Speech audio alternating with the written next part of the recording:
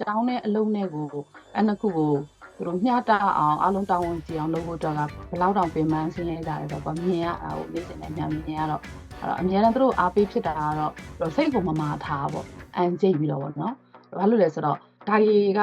အကုန်လုံးကဖြတ်ကျော်သွားမယ့်အရာတွေပဲဆိုတော့လေသူတို့အများအကြည့်တော်စကားလို့ပေါ့နော်ဒုက္ခဆိုနောက်ချိန်ဖြစ်လာမယ့်ဟာတာပါနောက်နှစ်လောက်ကျရင်ဒီချင်နဲ့ရေရေမောပြန်ပြောနိုင်မယ်ဒီနေ့ကိစ္စတွေကိုဒီတိုင်းပဲဒါတွေကငါ့ကိုမအောင်လုပ်ပြီးတာပါသူကထုနေတာမလားအဲ့ငါ့ကိုငဖယ်ကိုမအောင်လုပ်တာဆိုတော့ငါမာဖို့အတွက်ပဲဆိုပြီးတော့ခက်ချီချီပဲဖြတ်ကျော်လိုက်ပေါ့အဲ့တော့အားလုံးလည်းဖြတ်ကျော်ခဲ့ရတယ်သူများတွေလည်းဖြတ်ကျော်နေတယ်ဖြတ်ကျော်လိုက်ဆိုရင်တောင်ချိန်ကျရင်တော့အတူတူဟာတာလို့ပြန်ပြောနိုင်တဲ့နေ့တွေရောက်လာမယ်ပေါ့တကယ်လဲတစ်နှစ်လောက်နေရင်အဲ့လိုလာပြောတဲ့ကလေးတွေရှိတယ်မနစ်တော့ဒီချက်ဒီလိုတွေပြောပြီးတော့ငိုတာနော်အခုကျတော့အခုသမီးရကြီးမှာအလုပ်မှဒီလိုလေးစစ်နေနေပါညာပေါ့နော်အဲ့လိုနေ့တွေက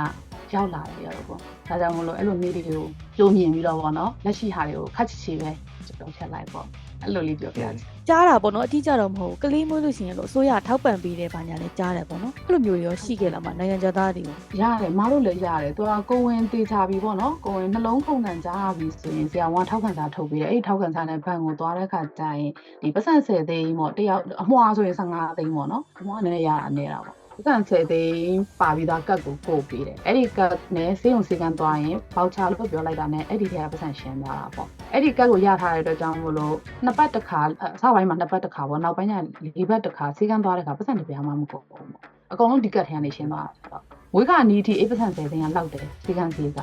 လောက်နေတာပေါ့နော်။ကျောင်းမှာကတော့ထောက်တန်ထွက်တဲ့ကျောင်းသားတွေကျောင်းမှတ်မိတယ်။အရင်စူးစမ်းတဲ့ကလေးတွေလည်းရှိပါတယ်။ဒါပေမဲ့ဆရာတွေစကားလေနည်းလေးစိုးတဲ့ကလေးတွေကိုပုံမှန်မိသလားမသိဘူးနော်။အဲ့တော့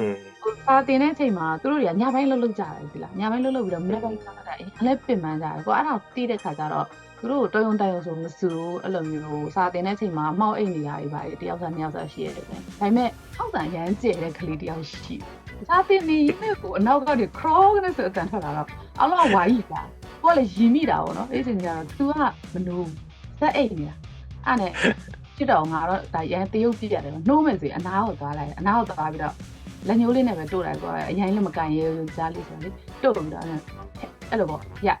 အဲ့လိုမျိုးလုပ်စက်အိတ်နေတာနောက်ကျတော့အဲ့လိုလုံးနေရင်းနဲ့ဟိုကတနာလာတယ်ဒီလားတနာလာတော့အော်မဟုတ်သေးပါဘူးလေငါသူ့စချင်လာတယ်နော်ဒါပေမဲ့သူ့အတွက်ကကြတော့ဒီချိန်လေးသူအိမ်မှာညကြရင်သူလှုပ်ထက်လို့ရမယ်ဆိုအဲ့နဲ့လက်လျှော့လိုက်ပြီ